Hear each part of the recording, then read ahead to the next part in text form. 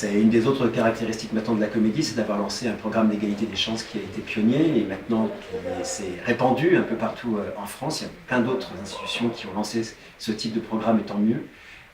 puisqu'effectivement on a à la fois des stages égalité théâtre ouverts à tout un tas de jeunes,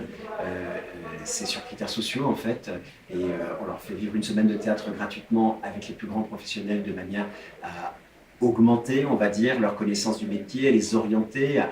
amplifier, on va dire, leurs désirs et l'affiner aussi. Puis on a une classe préparatoire intégrée qui, elle, prépare spécifiquement quelques jeunes gens au concours des écoles supérieures d'art dramatique, puisque ce sont des concours qui sont extrêmement sélectifs. À Saint-Étienne, c'est environ 500 candidats pour 10 places. Le Conservatoire de Paris, c'est 1300 candidats pour 30 places. Donc il est évident que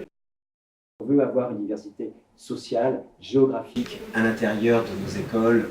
pour que nos jeunes comédiens soient à l'image de la société française. Il faut aussi les aider à préparer ces concours sans qu'ils aient à payer des cours privés très chers ou à essayer d'intégrer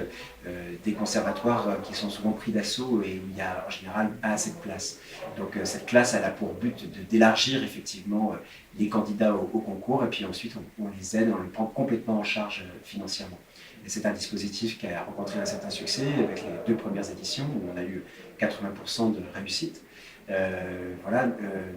Et je suis très heureux et très fier que ça soit aussi un signe de Saint-Étienne qui, pour moi, est à l'image de ça, qui est une ville très ouverte, très populaire, qui a une histoire avec